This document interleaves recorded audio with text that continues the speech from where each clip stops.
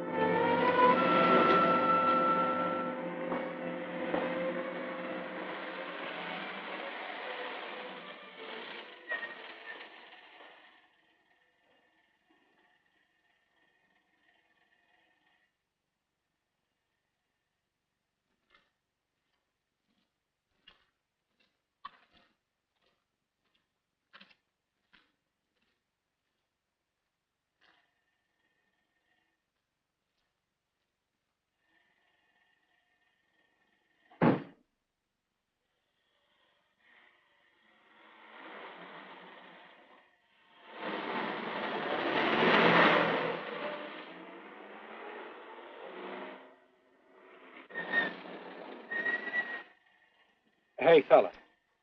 Come here. What were you doing back at that radio shop? Just looking. I was on my way home. Live around here? Yeah, a couple blocks down. Let me see some identification. Sure. Yeah, I guess I forgot my wallet. Look, lad, I've got to see some identification. How about my Army discharge? I got it right here.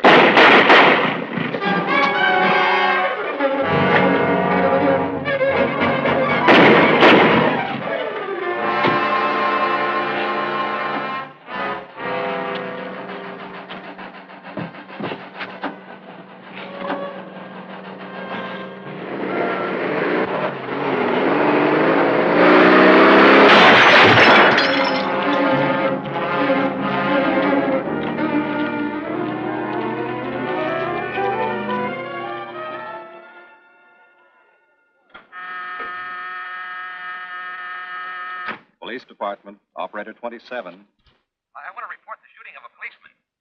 Hold on, please. Give me that again, please. I'm calling to report the shooting of a policeman. What's the address? 5057 State Street, just west of Santa Monica. Just a minute. Receiving hospital. Operator 2.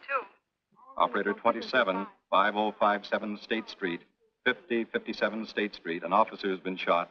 Send an ambulance. All units in the vicinity of State Street and Santa Monica Boulevard. Proceed at once to 5057 State Street, 5057 State Street. An officer shot. Code 3.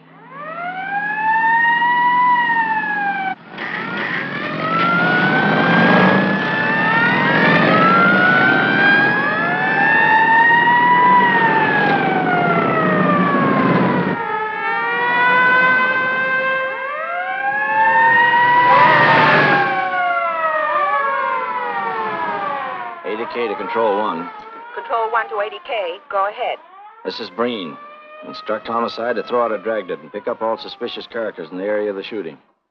Also notify Sergeants Marty Brennan and Chuck Jones to report to me at the scene of the crime. Control 1 to 80K. Roger.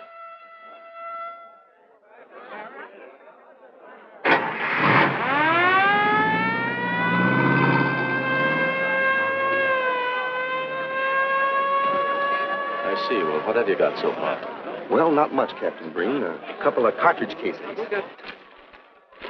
Oh, Marty, Chuck. Hi, Cap. Eyewitnesses? Who was first on the scene, reported it? I was. I live here. I'm a light sleeper, but my hearing is good. And my cat. Did the officer say anything before he collapsed? Yeah, he gave a description of the fella. On the shooting of the officer. Suspect is a white male American. Age 26 or 7. 5 feet 10 or 11. 155 to 165 pounds. Brown hair. Regular features. Pencil mustache. Repeat broadcast. All units. Is that about it? Yes, sir, exactly. And the officer kept saying, he looked like such a nice kid. He looked like such a nice kid. As if he couldn't believe what had happened to him. I see. Is that all? Yeah. Thank you very much. Yeah, well, anything else I can do, I'd be glad to help you. We may call you. Get his name and address, will you, Bob? This door been checked, Lee? Yeah, it's okay, Captain. Find anything? Nothing but some smudges so far. Found this in the glove compartment. I think it's nitroglycerin. Doesn't look quite right. Well, check it down at the lab. Right.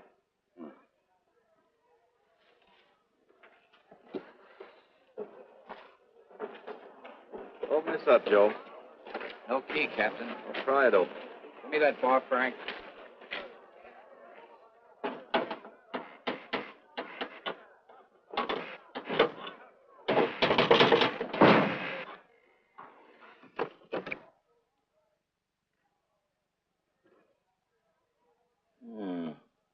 Regular arsenal. Yeah, get a load of that. What is it? I don't know. It looks like some kind of an electrical device. United States Navy. It's either stolen or war surplus. Send all this stuff down to the lab and check the serial number on that Navy equipment. Yes, sir. Captain Breen. We found these in the weeds over by the radio store. What do you got? A pair of cloth gloves, Captain. Well, he thought of everything, didn't he? All right, give them to one of the technicians. Yes, sir. Marty, you and Chuck come along with me. Let's go downtown and see what they picked up in the dragnet. Right.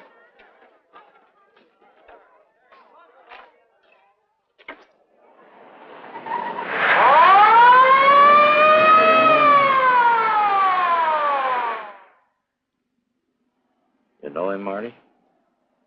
Yeah. I know his wife, too. Ever since high school.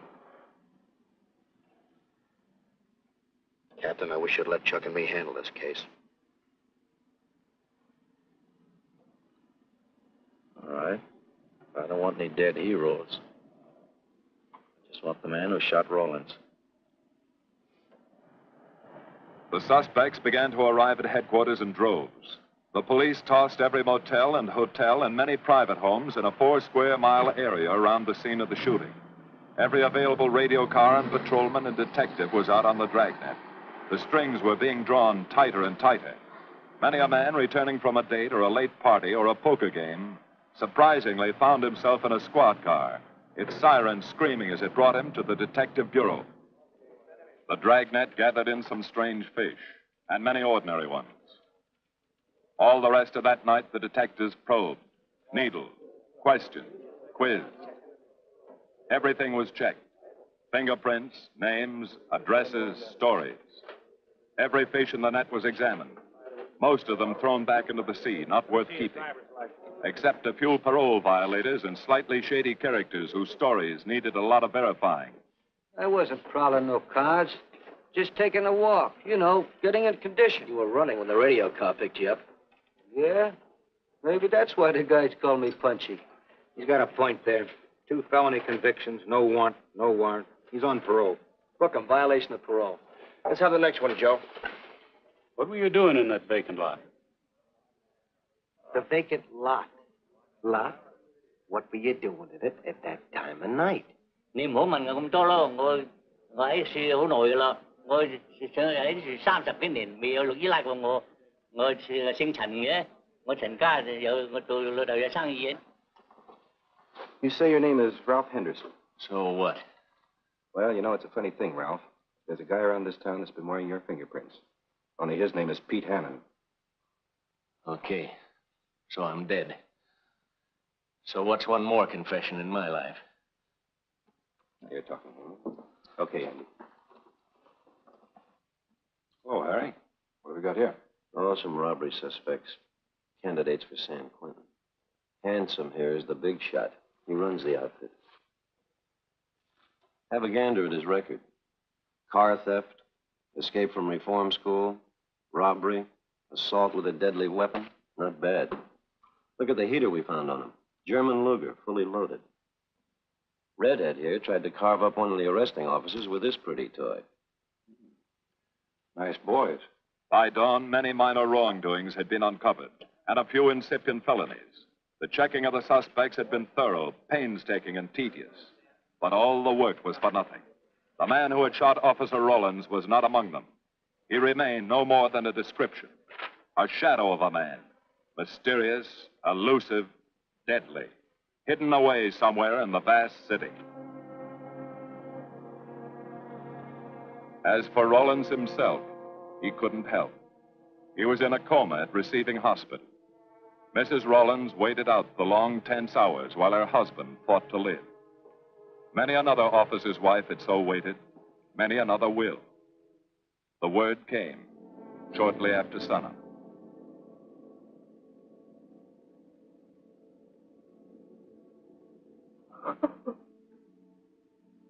Oh.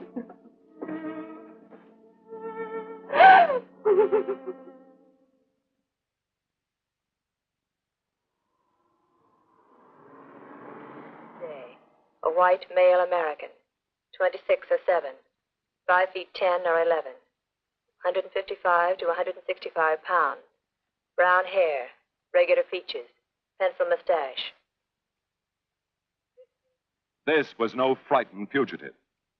What went on in his mind? Why had he set his hand against his fellow men, taken the life of another, of a stranger, of a man who was merely doing his duty?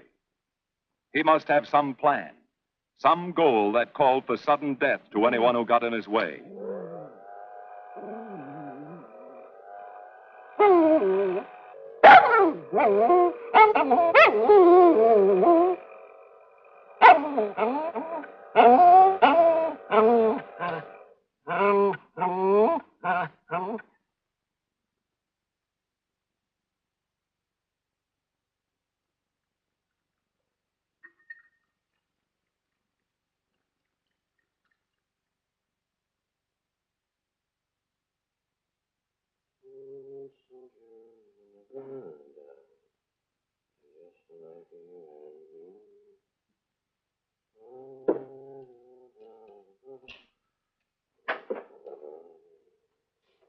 Morning, boys.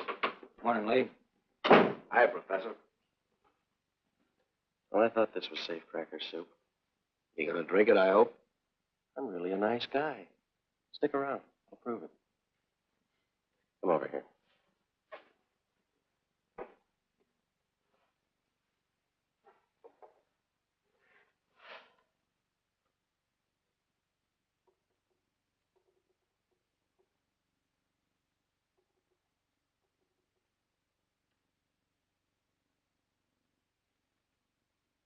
Hold this for me, will you, Chuck? Thank you. Now, if you'll hand me that hammer, Marty. Thank you.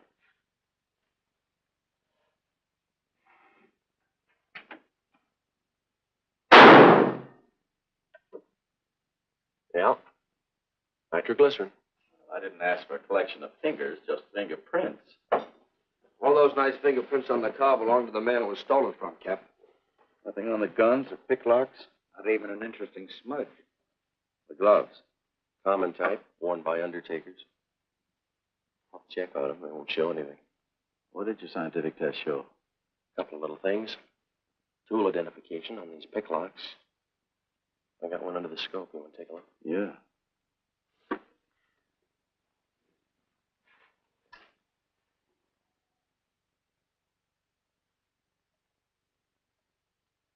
Take a look. I see. Well, it seems to tie the tool up with the lock. Now, if that microscope could only tell us who did it. I'm working on that. No, only an amateur would carry that liquid dynamite in a car. This boy's no amateur. Took the precaution of desensitizing it so it'll take normal shock. Took a lot of other precautions, too. No fingerprints, no identification, nothing definite. Except he's scientific. Knows electricity. Is inventive. Yeah. Happy on the trigger. This is Captain Breen. Get me Captain Stevens a burglary, will you? I hate to disappoint you, Lee, but I think you've come up with something. Hello, Steve. How are you? Did your daughter's marriage come off all right? Good. Look, Steve, on those burglaries of electrical equipment lately, were there any where picklocks were used to gain entry? Good. Well, let me know if there's another report of one, will you? I've got an idea the Rawlins killer may be tied in with those. Fine. And give my regards to the newlyweds, too. So long, Steve. Well, what are you waiting for? You've got a job, haven't you? Get going. Yeah, let's go, Junior. Hold this for me, will you, Lee? Thanks. And so, with no fingerprints and only a vague description to go by, Sergeant Brennan turned to the modus operandi file. A criminal, like any human being, has his own habit patterns, unconscious traits that can lead to his downfall.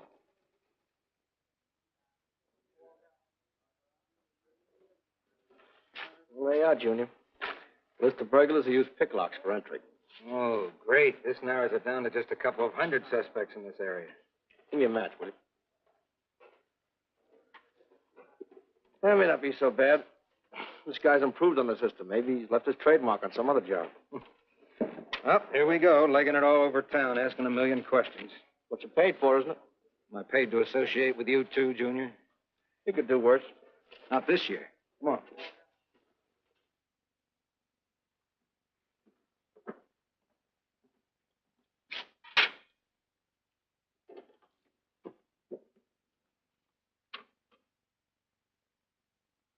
Car 12, car 12, in the 10,000 block on Mississippi. A 394-15 disturbance.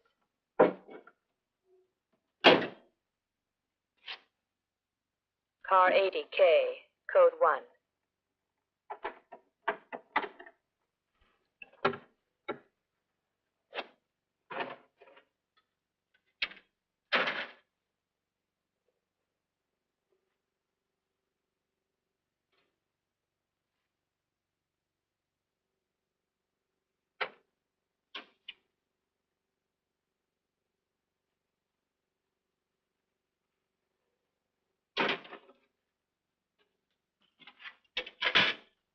All units.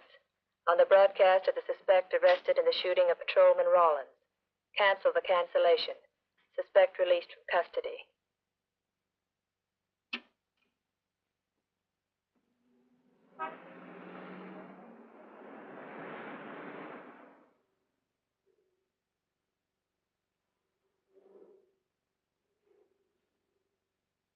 Oh, hello, Mr. Martin. You find Mr. Reeves in the machine shop.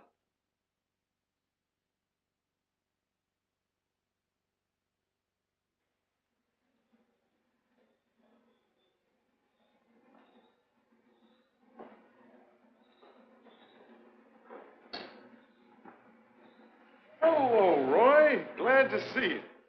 How are you, Mr. Reeves? Hi. I was hoping you'd drop in. I wanted to thank you for showing us how to handle that repair job. Helped a lot.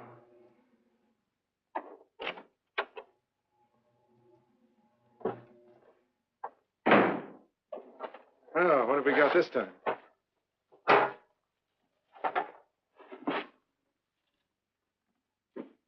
Silograph.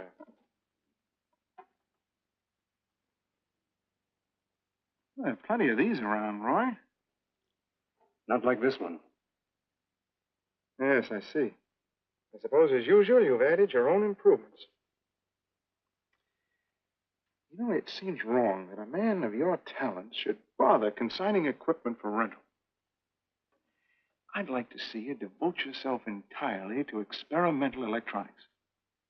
It'll come one day. I'll have a place like this. Well, why wait?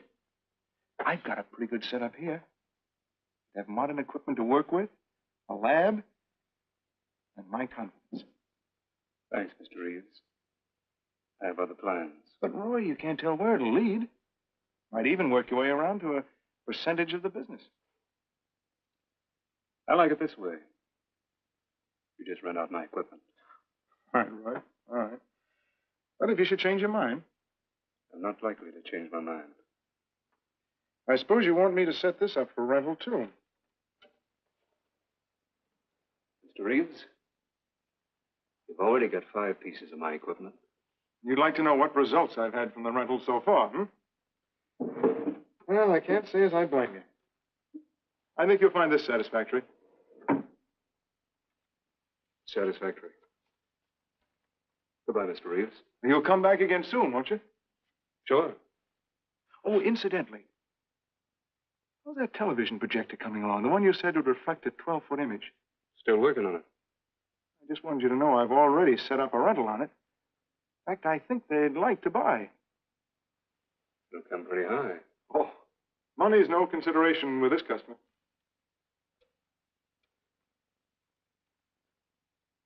Tell him we can pick it up tomorrow. I thought you said it wasn't finished yet. It'll be finished.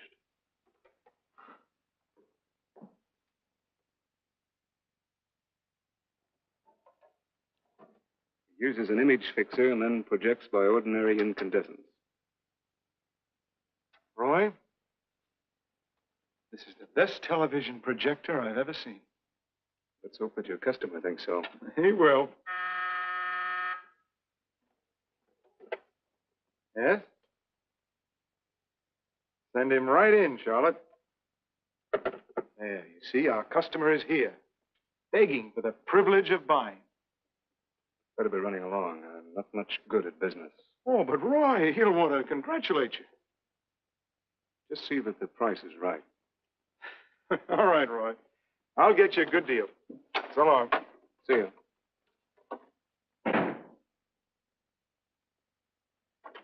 Well, Mr. Dunning, come in. Isn't it a beauty?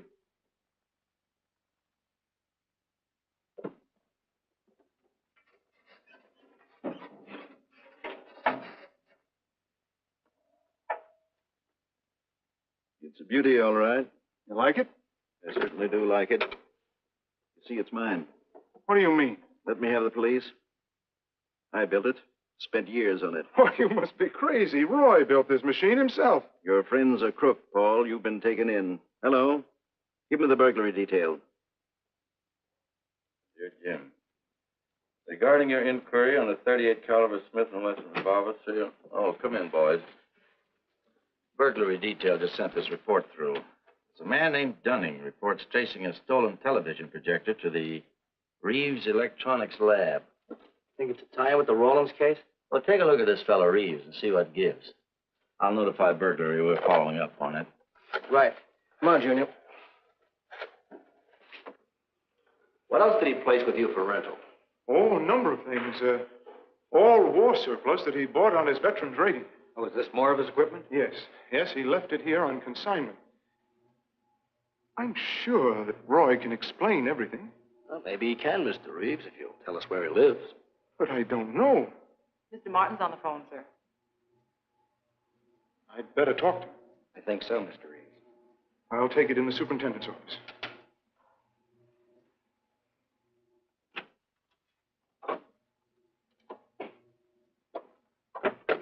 Tell him that you sold the set. And his money's waiting for him here. Find out what time he's coming by.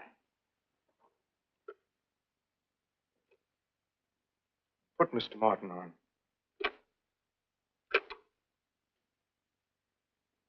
Hello, Roy?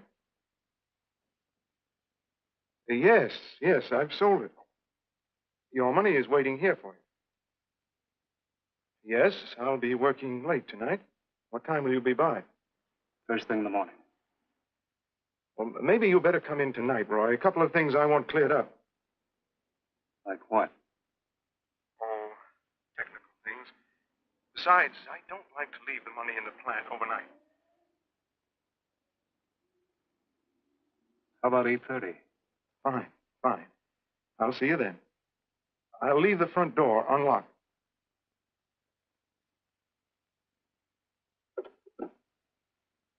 You'll be here at 8:30.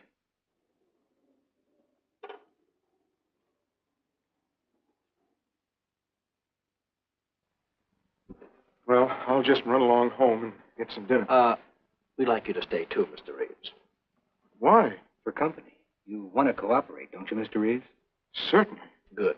Now, you just wait in your office. We'll be around. Very well. This way, gentlemen.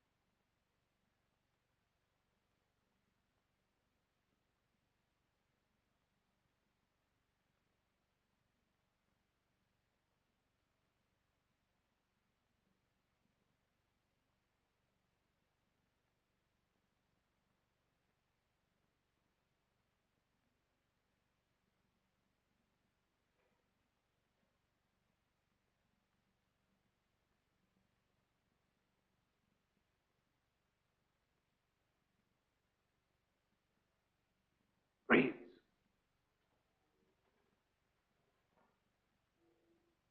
That you, Roy?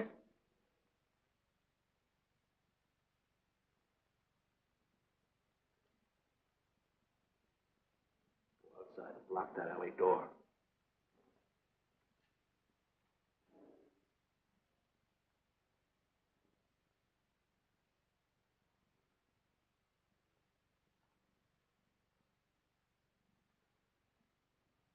Where are you, Roy?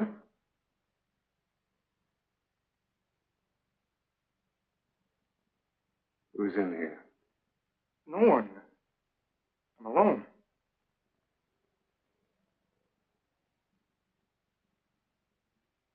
Come on in. I've got your money for you. Bring it out here. All right. Just a minute.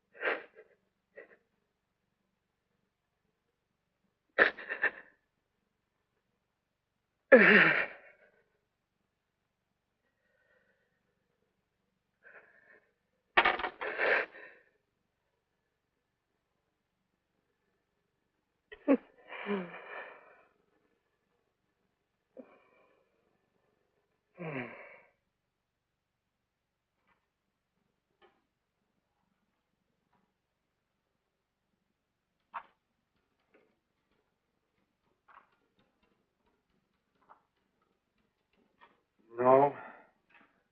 None of them even looks like Roy Martin. He had such a fine face.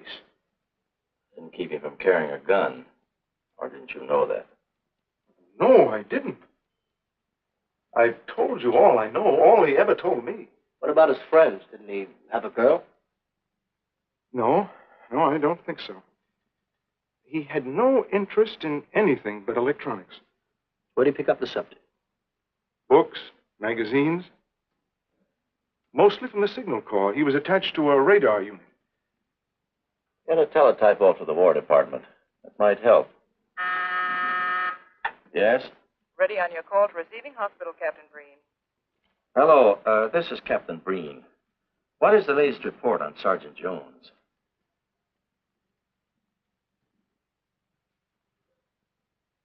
I see. Well, let me know if there's any change, will you? Thanks. Chuck's in pretty bad shape, Marty. He's paralyzed. May never walk again.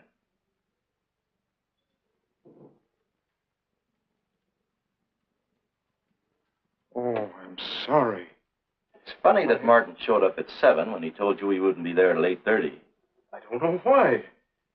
Except he was always unpredictable. I'll tell you why. Because you warned him. That's why he came early. That's why he came in the back way. But you heard me tell him the front door would be open. And the key that let him in the back way? He must have had one made. Why don't you tell us the truth? Marty.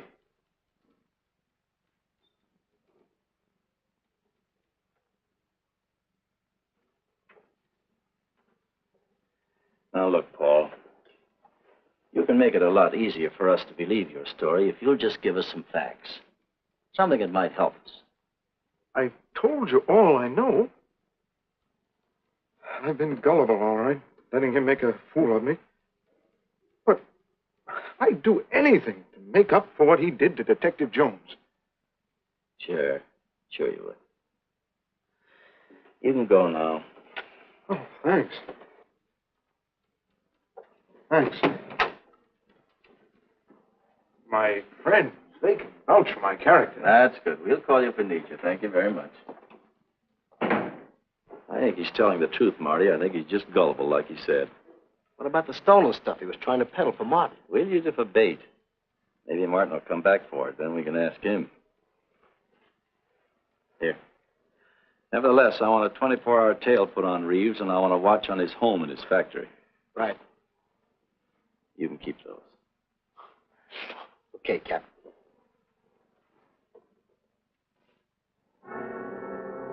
And now the killer changed his tactics, his modus operandi. It would baffle the police. They always expected burglars to remain burglars, not go in for stick-ups. They'd never tie this up with him. So wearing a variety of disguises, coming and going like a shadow, ready to kill if cornered, he struck the bottle stores in a one-man blitz that had the robbery detail dizzy.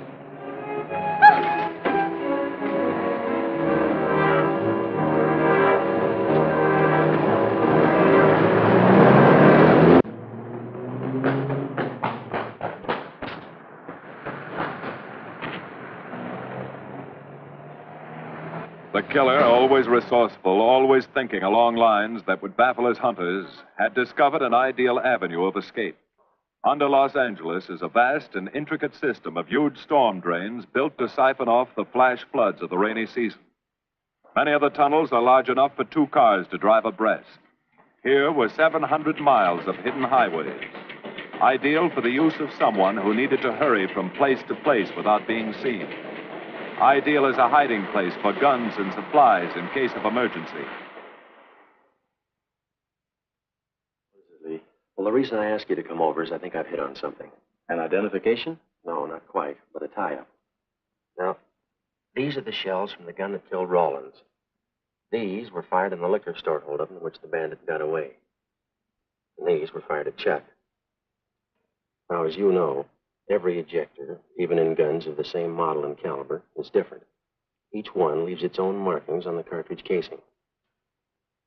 Now, look at these fine striations. This deep gouge. The same on all three.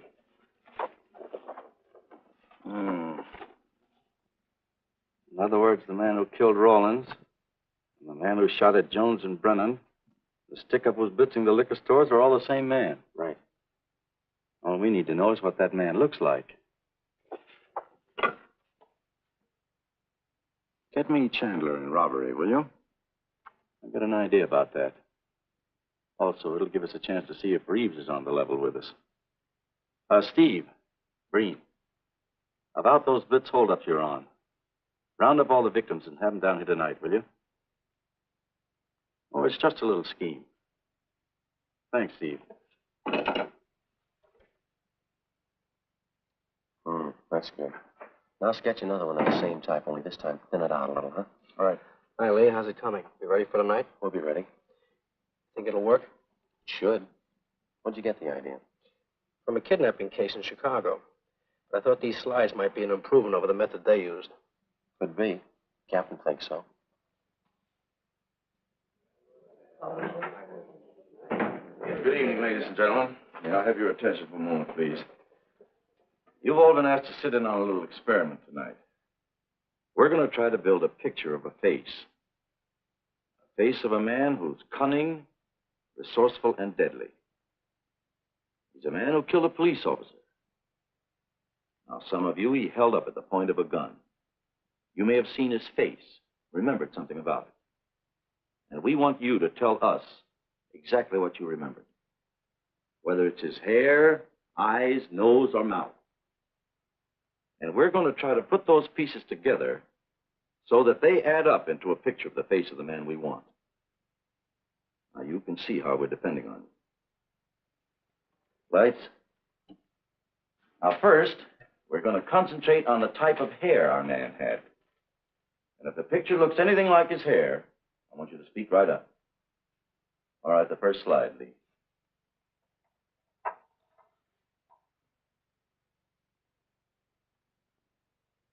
His hair had waves in it. Well groomed. That's the idea, Miss Smith.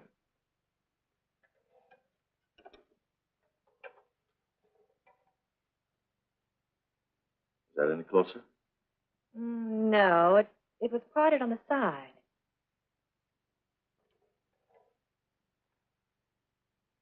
Oh, that's more like it, except it was thicker.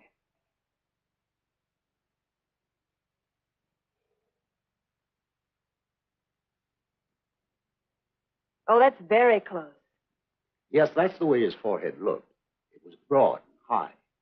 All right, hold that slide. Now, the next series of slides will take into account his eyes.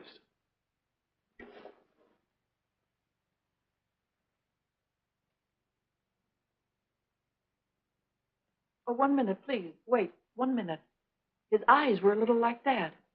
Maybe a little smaller, like beads. Go on, Lee.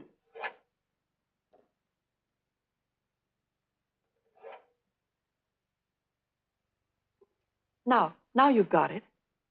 Now, hold that slide, Lee. Anyone else? That looks like him, only a little madder. He had a patch over one eye when he come into my place of business. I remember noticing that the one showing was blue. Well, the guy that stuck me up had on horn-rimmed glasses. He was wearing a Band-Aid across his nose when he knocked me over. Uh-huh. All right, hold that, Lee. Well, so much for the eyes. Go ahead.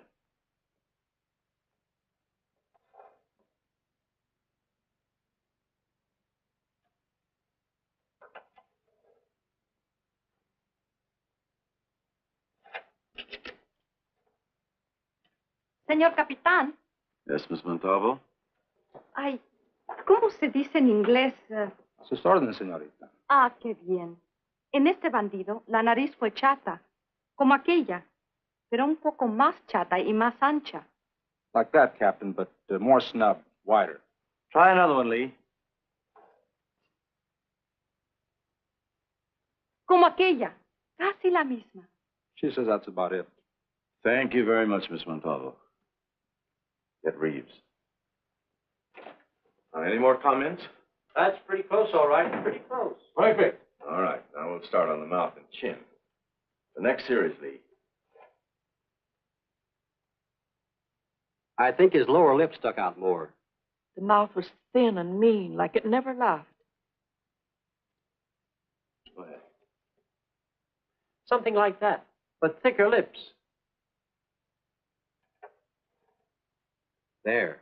That's it. That's him. All right, now hold that right there, Lee. Oh, come in, Mr. Reeves. Good evening, Captain. Did you ever see that face before? Why, it's Roy. Except for the hair being a little lighter and the eyebrows heavier. It's Roy. You're sure? I'm positive I'd know him anywhere. Lee, I want a retouched photograph. Now lighten the hair and give more body to the eyebrows. Right. Lights. That's all. Thank you very much. You've been a great help. It's positively amazing how you found out what he looks like. Well, we're looking for an amazing criminal, Mrs. Johnson. Thank you and good night. Good night, Captain. And so the face of the unknown killer, built up from fragments of evidence, was sent out all over the country. To chiefs of police, to sheriffs, to county constables and county jailers, to the wardens of prisons, to all postmasters and postal inspectors, to the agents of the Treasury Department, to the FBI. They showed that picture to the inmates of jails and prisons, to men with a wide acquaintance among the cat burglars and the violence boys. Informers and con men and sharpshooters were quizzed, those on the fringe of crime and those deep in the rackets. Many wanted to help. Nobody could. No one in the underworld recognized that mysterious face. He was as unknown as if he had lived in the 16th century.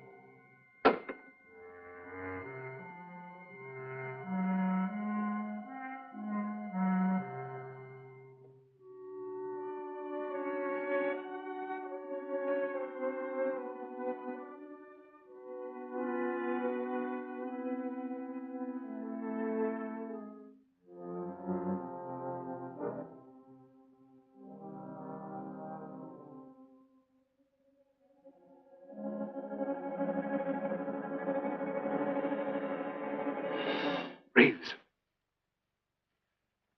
Roy. Listen carefully, Reeves. Control yourself. I know you're alone in the house. Act like you're alone. Cops are watching every move you make. Police here? I got you staked out like a muskrat hide, watching you around the clock. Here at your plant, tailing your car. Sit in that chair. Pick up 3 books.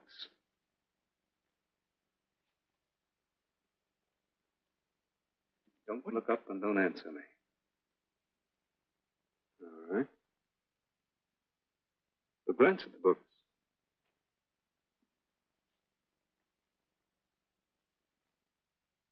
Pick one of them.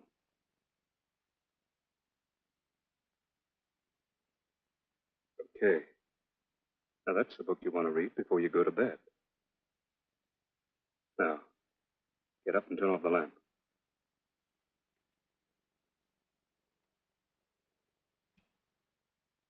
Come here. Come here.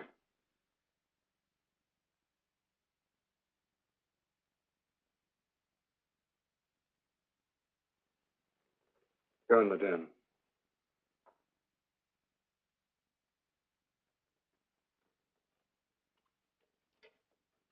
Pull those drapes tight.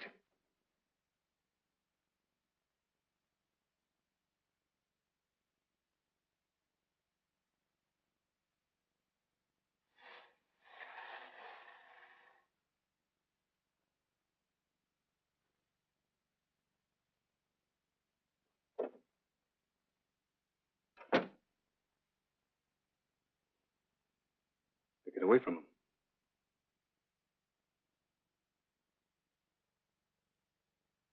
What do the cops know about me?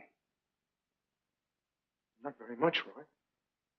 No fingerprints. They haven't even got a picture of you. They're trying to make one.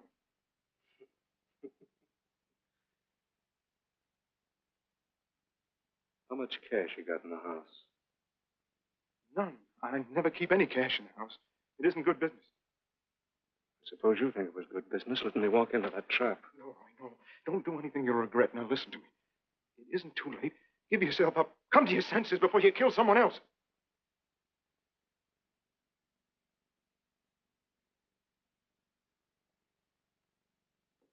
What do you mean, someone else? What do you mean? Nothing. The two officers, they said one of them might die. He's still alive, isn't he? Reeves? I never thought you'd stooge for the police. You almost got me killed. Roy, you know the police are right outside. You'd never get away with it.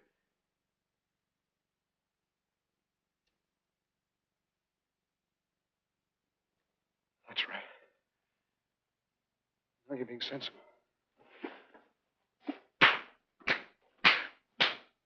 I know there's money here. Where is it? Don't, Roy. I'll get it.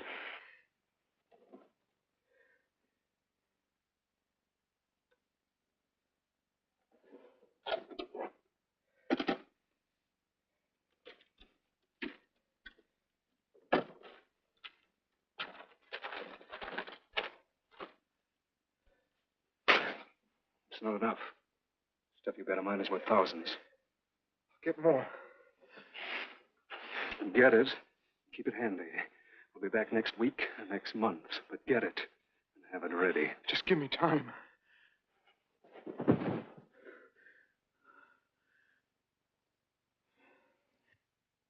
Oh! Look, I don't want policemen outside my house following me around. That's what made Roy suspicious. I'm leaving in the morning. I'm afraid I'll have to disappoint you, Paul. Unfortunately, you're our bait. I won't do it. I've done enough. Look, no one's done enough until we find this killer. I asked you to keep a sharp lookout on this house, Marty. I did. Two of the best undercover men of the department were assigned here. That didn't keep Martin from getting in. What's the matter? You tired?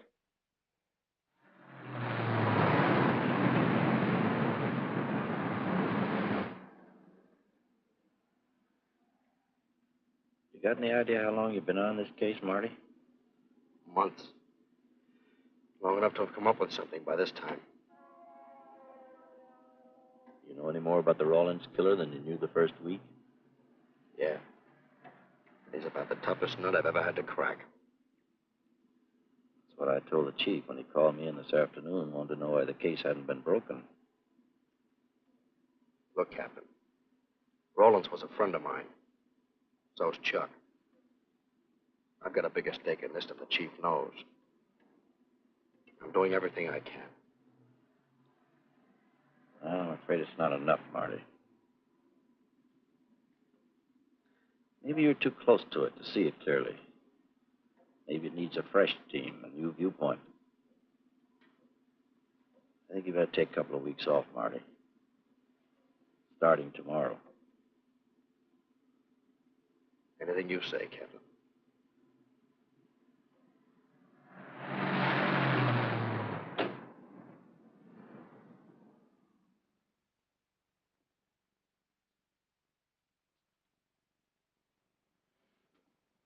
Hiya, Marty. Hi, Chuck. Meet Miss Scanlon, my new bodyguard. He's the one I've been telling you about. Oh, you mean the one with the steel trap brain? How do you do? Hello. Say, this guy been behaving? After a fashion. See, she takes me out in my go-kart, puts me to bed, wakes me up, dresses me. You're perfectly capable of dressing yourself now, Mr. Jones. I'll be back in a few minutes. Well, how's it been going, Junior? Oh, Pretty good, Chuck. Pretty good. is that why you're off the case? How'd you know? Breen was in to see me this morning. Oh. Suppose he also told you they put a new team on the case. He told me everything. Let's see what his new boys dig up. Well, maybe they'll examine the facts of the case a little more carefully. What facts? That our man's sharp, that he's intelligent and works alone, that he has no record, never leaves a fingerprint and knows every move we make? Sure, plenty of facts, only they add up to nothing. Sure, forget it. You got yourself a 10-day vacation. Go on down to the beach, get a suntan. By the time you get back, the case will be broken. Isn't that what you want? You know better than that. All I know is what I hear. You sit there batting your gums about how the old man let you down. Maybe he's trying to wake you up. He's got a funny way of showing it. There you go, flying off the handle. Always taking things for granted. I wish I could get up and boot some sense into you. He knew what this case meant to me. He still does. That's why he's trying to get you mad enough to do something about it. You don't really figure that's his idea, do you? I know it is. Ah, it's a tough case, Chuck. Not an angle, nothing to go on. You'd know what I meant if you were out working with me. I have been working with you. That's all I've had to do lately, just sit around studying what little facts we have, trying to figure out who he might be. You know the kind of a guy we're up against, then. I tell you, Chuck, this guy's a genius the way he operates. As if he were right there with us every time we go out after a lead. Oh, sure. Breen's been tipping him off just to make you look bad. Yeah, almost like that. Well, he beats us to the punch every time. There's your angle. You just hit it on the head, but you don't see it. Look, start adding. 1, he's unknown to the underworld. 2, he beats you to the punch, right? And 3, it's almost as if he were with you. Isn't that what you said? Yeah? Well, tie that up with a lot of other little things, like the fact that he uses a police gun and the accuracy of the shooting. Anybody could buy a police gun, and the Army could have taught him how to shoot. Yeah, but who taught him how the police operate? Oh, I know what you're driving at, Chuck. But a cop. Those things happen. Yeah.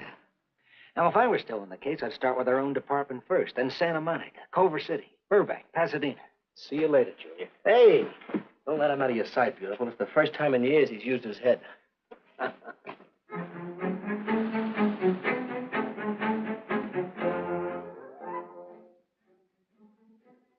But you get a print of every mug we take. We always send L.A. a copy, Sergeant. It's personnel photos I want. You mean of our boys? That's Roland's killer, isn't it? That's right. You've checked your own department. We did that first.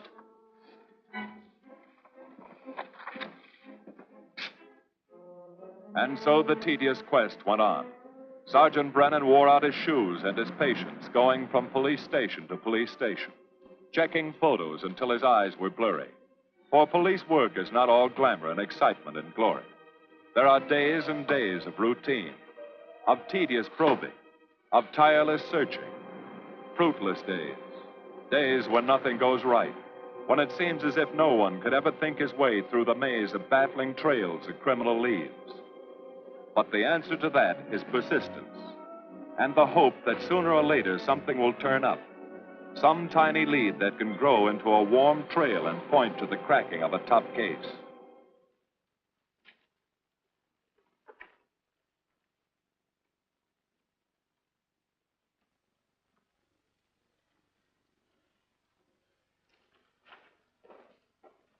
Well, that does it, boys. Can't say I'm sorry you didn't find him in here. I'd hate to think it was a cop. Doesn't seem to be anybody. Just a lot of pieces of a face that never existed. Would you mind if I see that again? Sure, frame it. Put it on your dresser. Wait a minute. He wasn't a cop. He was a radio technician right here in our dispatch office.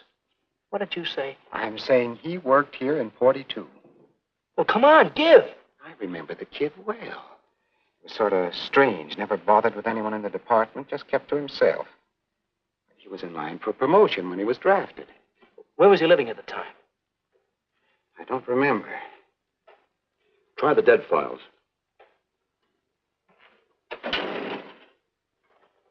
Never asked for his job back after the war. I remember writing to him about it, though. He was an excellent worker. Oh, yeah, here we are.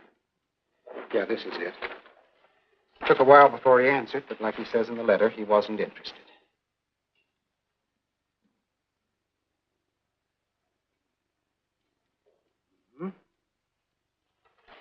Postmarked Hollywood. No return address.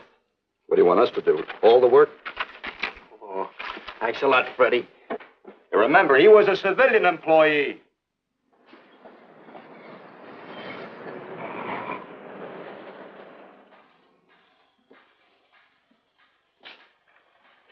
Well, how about it? Anybody recognize him? Not on my route. I never saw him before. Yeah, okay, fellas. Thanks very much. I thought for a minute. No. He had that face. I wonder. Yeah? Well, this may not mean anything, but he looks like a guy that's on my route. He never gets any mail, but I see him around there all the time. He lives in one of the courts. Where? Come on, I'll show you. It's not that easy. What time does your route take you past those courts? About 9 o'clock. Why? Just thinking.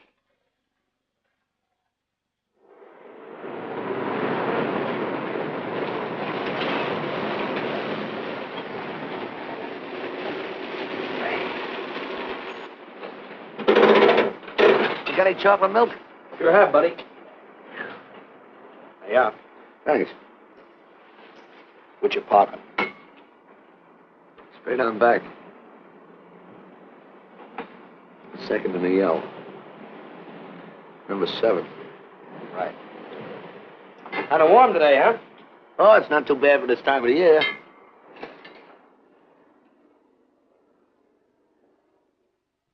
Good morning. Morning. You're new in the route, aren't you?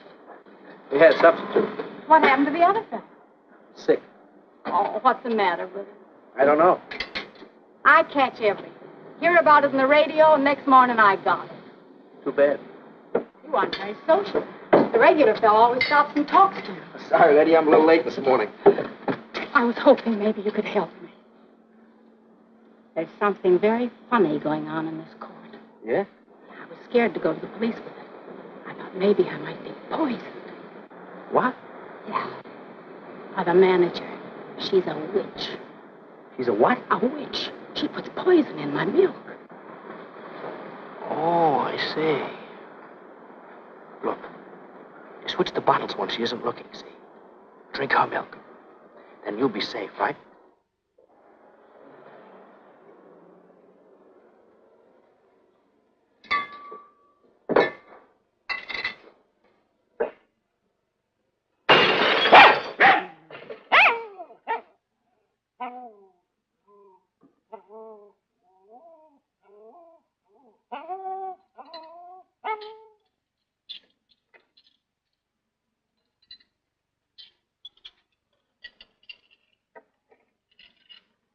Why, I had a little accident.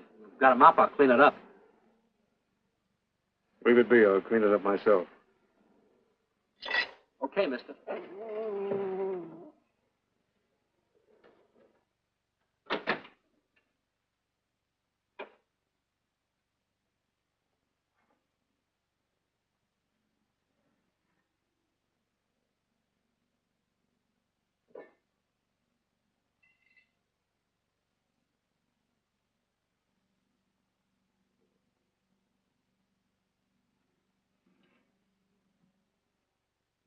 The place is called Bellevue Court.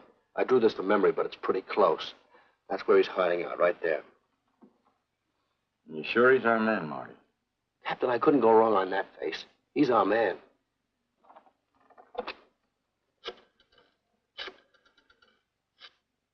Now, there are 5 cottages in this area, and 2, number 6 and 7, in the L at the end of the row.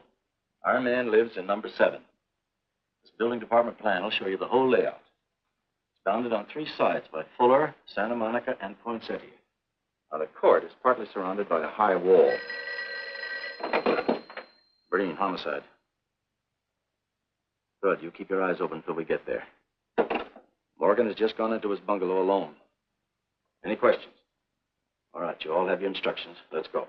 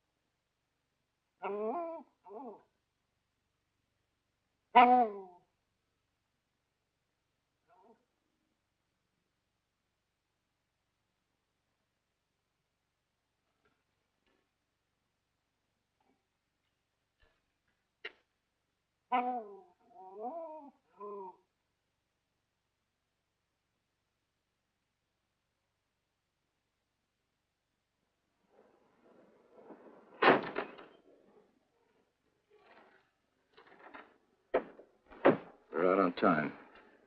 Wait 5 minutes. Go around and block the side entrance. Keep your lights off.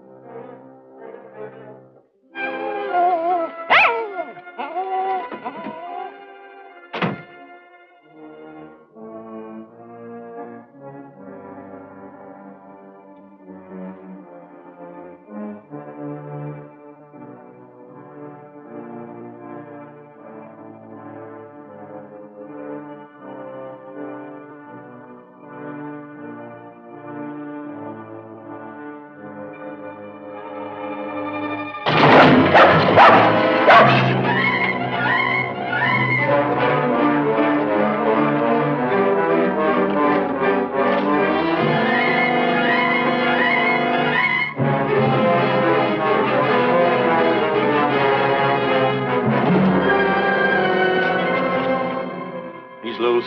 I want a radio car in a hurry.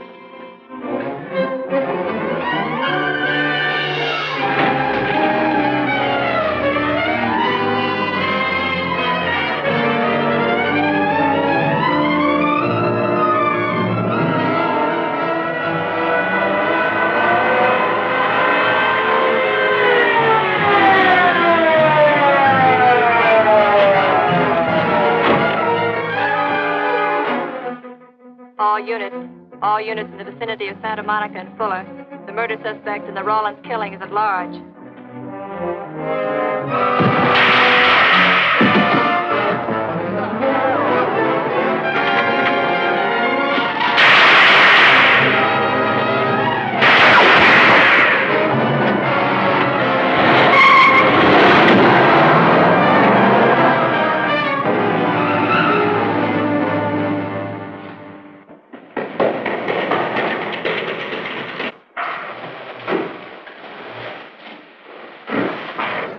I want a map covering the storm drain system in this area. Get it and meet me at Venice and Garfield. Jones, Miller, you stay here in case he comes up for air. I want a man at every other drain entrance along this line. He's got to come up somewhere. Come on, Marty. You're driving.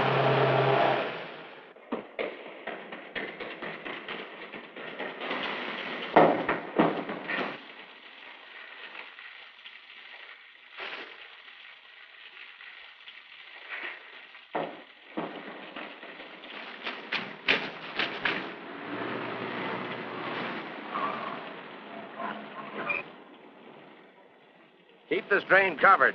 It's liable to pop out anywhere.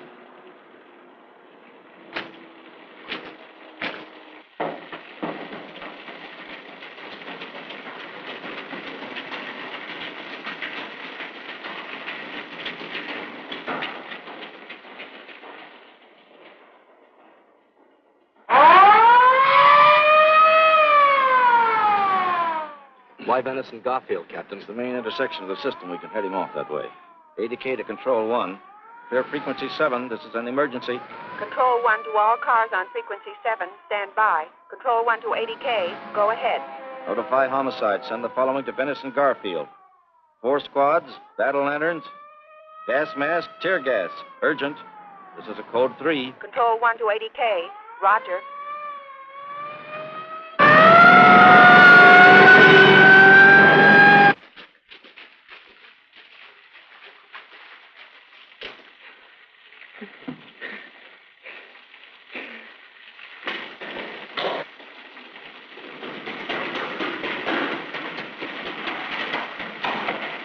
And he'll probably head down this main drain to where it comes out at the Rio Hondo. Now, you take your squad and cover that exit. Right. Keep all spare radio cars cruising back and forth along this main street. Watch the curb inlets. We'll go in here.